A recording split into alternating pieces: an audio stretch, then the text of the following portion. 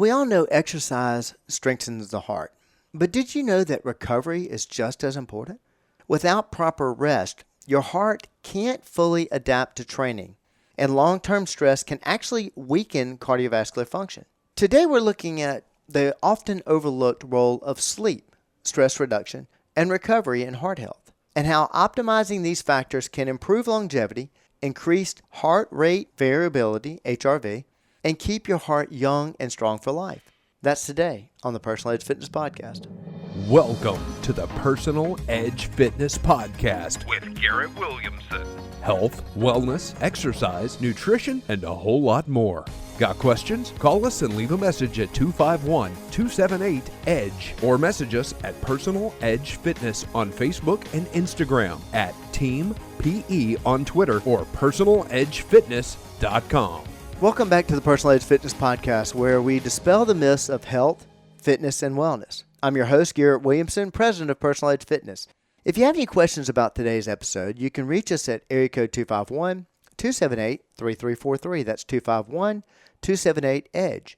You can email me at garrett@personaledgefitness.com. Please visit our website, personaledgefitness.com, or connect with us on Facebook, Personal Edge Fitness, and X at Team PE.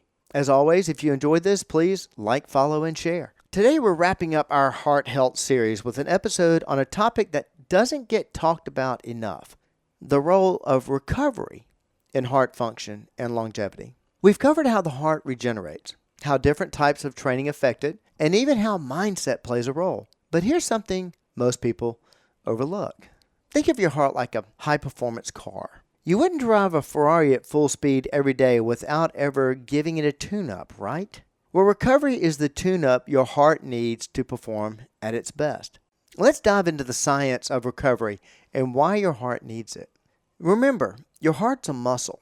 It needs recovery just like all your other muscles. Most people don't understand that muscles need recovery after exercise. But guess what? Since your heart's a muscle, so does your heart.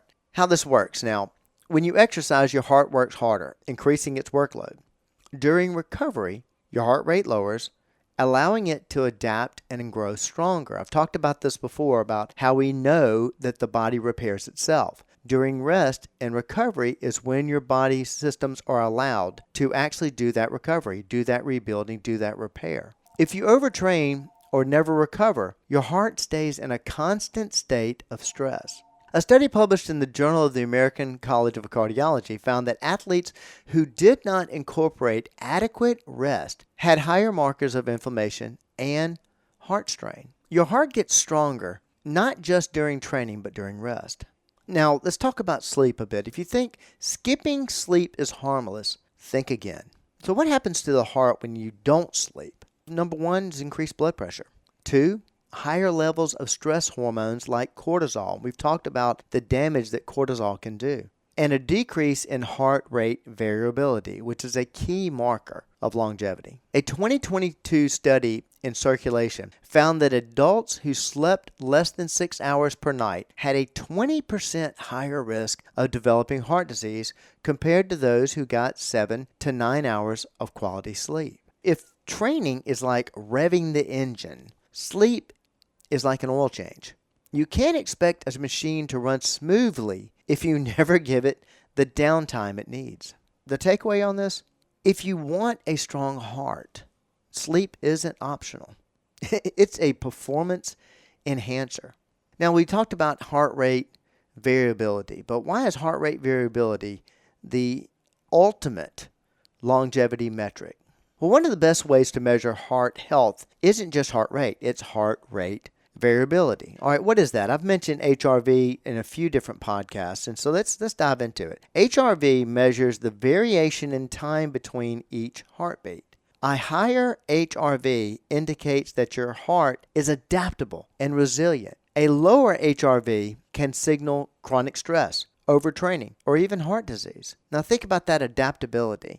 If you've got something that's very rigid, stainless steel, there's not a whole lot of adaptability in stainless steel. A lot of times stainless steel will break before it bends. But if you've got something with a lot of variability, say rubber, you're going to have a lot of flex, a lot of give. It's going to be far more resilient. So how do you improve heart rate variability, or HRV?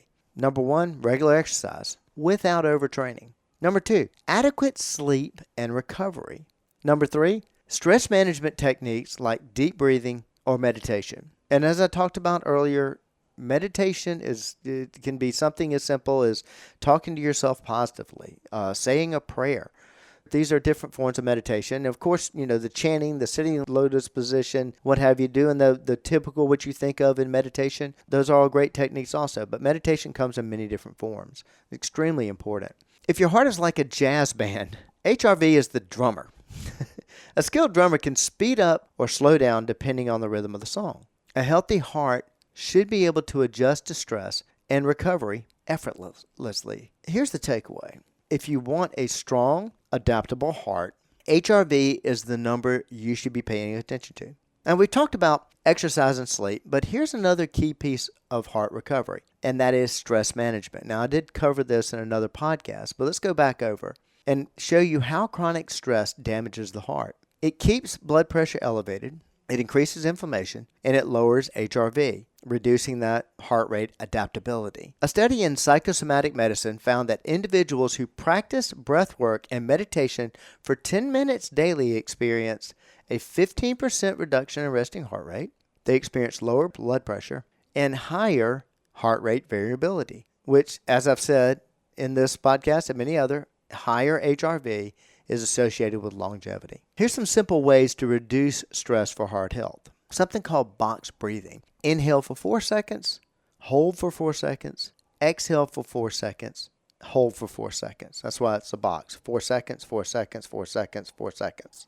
Another way of doing that, and many people do this, it's funny when I talk to people that do daily walks, that's the next technique. I was speaking to a gentleman who did a presentation to a corporate group the other day, and he came up to me and told me that he walks between 5 and 7 miles a day, every single day. And the first thing I ask anybody that runs regularly, walks regularly, bikes regularly, swims regularly, I say, you do that as much for your head as you do for your body. And the answer is always yes. Well, that's exactly what they're doing. They're lowering their stress, which in this case actually helps the heart. Another thing is unplugging from screens before bed. Now, all of us, including myself, we're all victims of this. We're all practitioners of looking at our screens way too much. But backing off on that can actually improve your heart health. Think of stress like carrying a heavy backpack. The longer you carry it, the more strain it puts on your heart. But if you take time to set it down, your heart gets the break that it needs. A key takeaway, your heart doesn't just need movement. It also needs moments of stillness too. The biggest mistake people make when it comes to heart health is ignoring recovery. Your heart is not just a pump, it's a dynamic organ that needs both challenge and rest. Sleep is the ultimate heart recovery tool. It's a performance enhancer. HRV is a key marker of heart health. Track it. Deep breathing and stress management can strengthen the heart. Now, we've wrapped up the Heart Health series, but we'll be switching gears to return to our next session on the live age, mindset, and longevity. A few upcoming episodes we have: the Mindset Longevity Connection, the Science of Optimism and Cellular Repair, and how social connection impacts physical health. But a strong heart isn't just about how hard you train. It's about how well you recover. Train smart, rest well, and your heart will stay strong for life. Well, that wraps up today's episode. And if you'd like to learn more, reach out to us at area code 251-278-3343. Feel free to email me at garrett@personaledgefitness.com. Visit our website at personaledgefitness.com or connect with us on Facebook, Personal Edge Fitness, and X at Team PE. And as I've said many times, sometimes people are reluctant to call us because I think we're going to do a big sales job and try to get you training with us. Yes, we'd love to have you training with us, but this is what I tell everyone, and that is no matter what, come in for the consult. Whether you do something with us or not, I guarantee you'll be thankful you did. Improving heart health, they're taking a break. That's just one more way Personal Edge Fitness helps you reach your level of wellness. Thank you so much for joining me today, and I'll see you next time. Thanks for listening to the Personal Edge Fitness Podcast with Garrett Williamson. Subscribe now and be a part of the show by calling 251-278-EDGE or message us on Facebook and Instagram at Personal Edge Fitness or at Team PE on Twitter, and visit us at personaledgefitness.com.